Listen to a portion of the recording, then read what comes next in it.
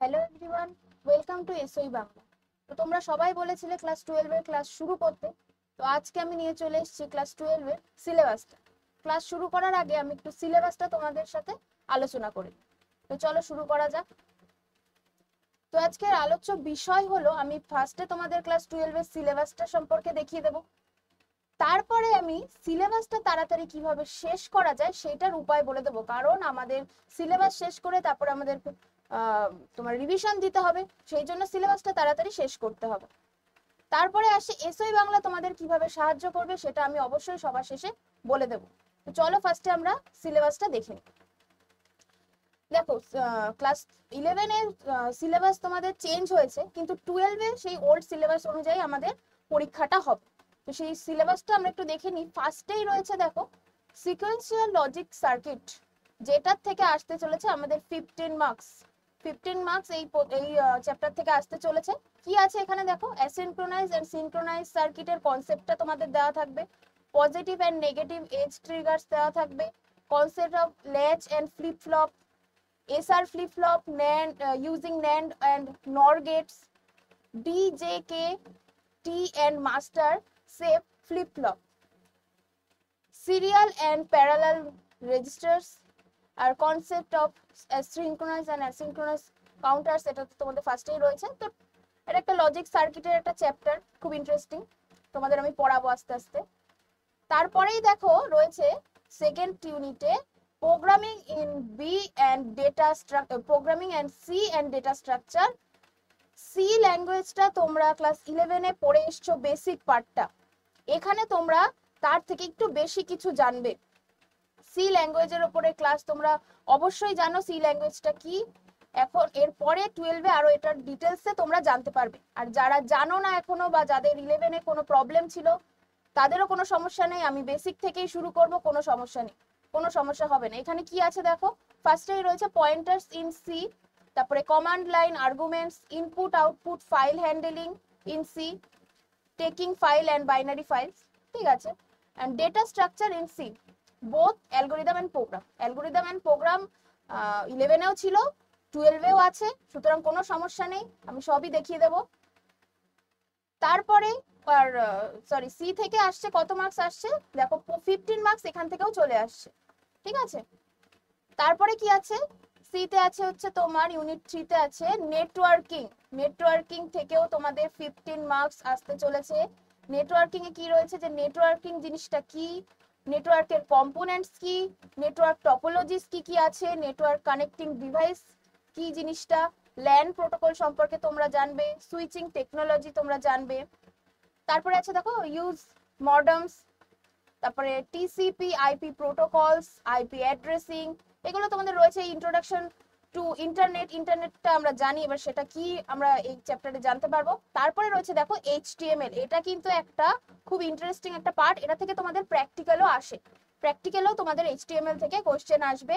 HTML দিয়ে তোমাদের form তৈরি হয়, ওয়েব পেজ তৈরি হয়। যখন আমি এই চ্যাপ্টারের এইচটিএমএলটা করাবো, তখন তোমাদের থিওরি পার্টের সাথে সাথে আমি প্র্যাকটিক্যালটাও কিন্তু করিয়ে দেবো। তারপরে কি আসছে, নেক্সট চ্যাপ্টার হচ্ছে ডেটাবেস ম্যানেজমেন্ট সিস্টেম। এটা একটা খুব ইম্পর্টেন্ট চ্যাপ্টার, এটার তোমার এর আগের যে সি আছে, নেটওয়ার্কিং আছে, আর এই database management system in future যখন তোমরা আরো কলেজে উঠবে বা আরো আদার সাইডে তোমরা পড়াশোনা করবে, এই চ্যাপ্টারগুলোর সাথে বা এই জিনিসগুলোর সাথে তোমরা খুব তোমাদের দেখা হবে বারবার। সুতরাং এখন এই বেসিক থেকে তোমাদের এই চ্যাপ্টারগুলোকে খুব ভালো করে মন দিয়ে পড়তে হবে। তো দেখে নি এটাতে কি আছে দেখো, ইন্ট্রোডাকশন ডেটাবেস আছে, ডেটাবেস সিস্টেমটা কি তোমাদের জানতে হবে, রিলেশনাল মডেলস আছে, সেগুলো আমি দেখিয়ে দেবো। তারপরে রিলেশন অ্যালজেব্রাস রয়েছে, আর রয়েছে এসকিউএল। এই এসকিউএল এর দিয়েও কিন্তু তোমাদের প্র্যাকটিক্যাল আসে, এসকিউএল এও তোমাদের টেবিল ক্রিয়েট করতে দেবে এসকিউএল দিয়ে, ঠিক আছে। তো সেগুলো আমি বারবার বলছি, থিওরি ক্লাসের সাথে সাথে প্র্যাকটিক্যালটাও আমি তোমাদেরকে দেখিয়ে দেবো। নেক্সট কি আছে দেখো, এটা রয়েছে দেখো একটা নতুন জিনিস, সেটা হচ্ছে introduction to object oriented programming. Object oriented programming এর আগে তোমরা সি ল্যাঙ্গুয়েজ পড়েছো ক্লাস 11। সি ল্যাঙ্গুয়েজ কিন্তু অবজেক্ট ওরিয়েন্টেড ছিল না, আশা করি তোমরা সবাই জানো, আর যারা জানো না তারা জেনে নাও। সি ল্যাঙ্গুয়েজ ছিল প্রসিডিউরাল ওরিয়েন্টেড প্রোগ্রামিং।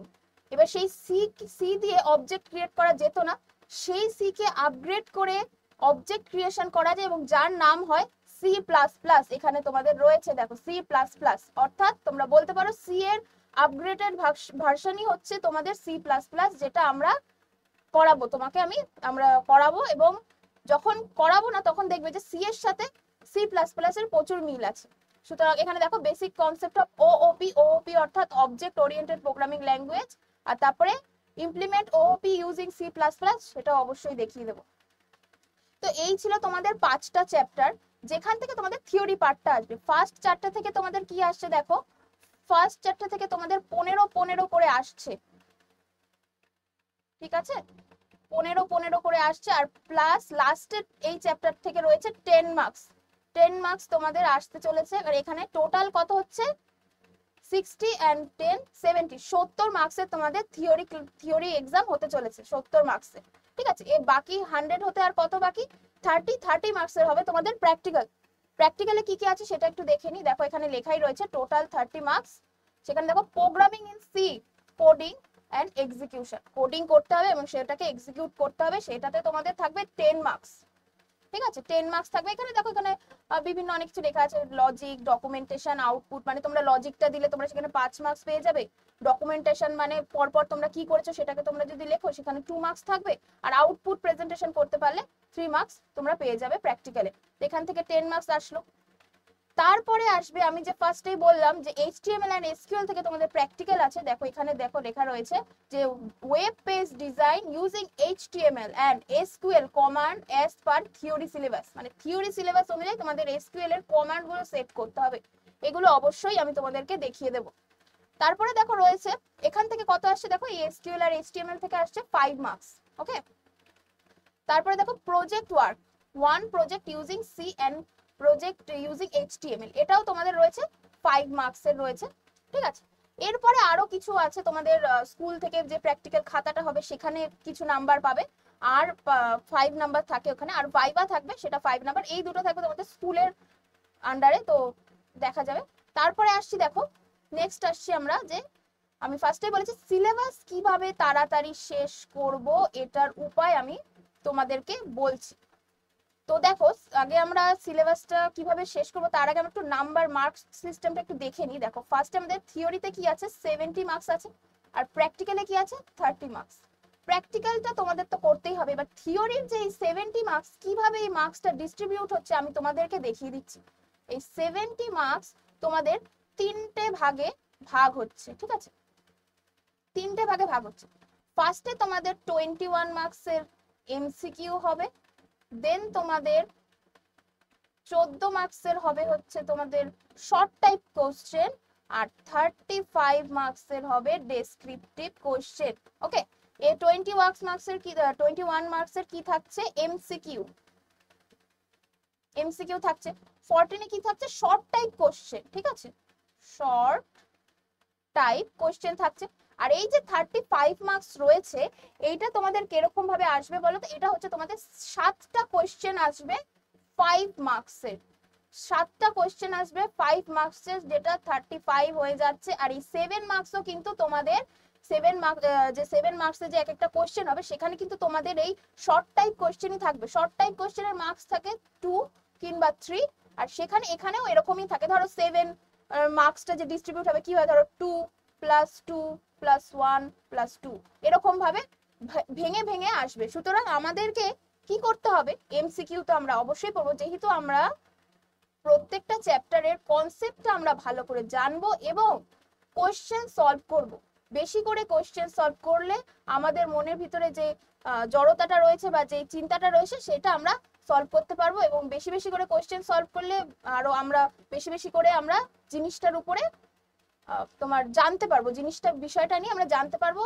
আর কোশ্চেন আসলে, পরীক্ষার সময় কোশ্চেন আসলে আমরা তখন সেটার সাথে পরিচিত থাকবো, ঠিক আছে। তো এই হচ্ছে তোমাদের নাম্বার ভাগটা আমি দেখিয়ে দিলাম যে কিভাবে তোমাদের পরীক্ষার সময় কিভাবে নাম্বার ওয়াইজ তোমাদের কোশ্চেন আসবে। এবার তাড়াতাড়ি কিভাবে শেষ করব, আমরা কি করব, প্রত্যেক চ্যাপ্টার ওয়াইজ কনসেপ্ট দেব, তারপরে সেই চ্যাপ্টারের তোমাদের কোশ্চেন অ্যান্সার সলভ করাবো। তোমাদের কাজ থাকবে, আমরা দেব তোমাদের উইকলি একটা করে ক্লাস তোমাদের দেওয়া হবে। তোমাদের কাজ হবে রেগুলার কম্পিউটার সায়েন্স সাবজেক্টের উপরে কিছুটা হলেও টাইম দেওয়া এবং রেগুলার প্র্যাকটিস করা। আমরা ক্লাসে যেই কোশ্চেনগুলো তোমাদের সলভ করাবো সেই কোশ্চেনগুলো তো তোমরা অবশ্যই বাড়িতে প্র্যাকটিস করবে, তাছাড়াও বাইরে থেকেও বিভিন্ন জায়গা থেকে তোমরা কোশ্চেন নিয়ে সলভ করবে। এবং যখন সেখানে কোনো তোমাদের প্রবলেম হবে বা তোমাদের সমস্যা হচ্ছে, বুঝতে পারছো না, তখন অবশ্যই আমাকে জানাবে, আমি আছি তোমাদের সাথে সেই তোমাদের অজানাকে জানানোর জন্য। ঠিক আছে, তোমরা যত বেশি করে কোশ্চেন করবে তত আমি ভালো তোমাদেরকে বোঝাতে পারবো এবং আমি বুঝতে পারবো যে তোমাদের কোন জায়গাটায় ঠিক প্রবলেম হচ্ছে। তো তার এবার এরকম করতে করতেই আস্তে আস্তে আমরা যখন সিলেবাসটা শেষ করে ফেলবো, আর আমি খুব চেষ্টা করব যে এক একটা ক্লাসে বেশ ভালো করে পড়ানোর এবং তাড়াতাড়ি সিলেবাসটা শেষ করে দেওয়ার। আর তোমাদেরও করতে হবে কি, তোমাদের করতে হবে রেগুলার পড়তে হবে এবং যেই ক্লাসগুলো দেওয়া হবে সেগুলো ভালো করে ফলো করতে হবে।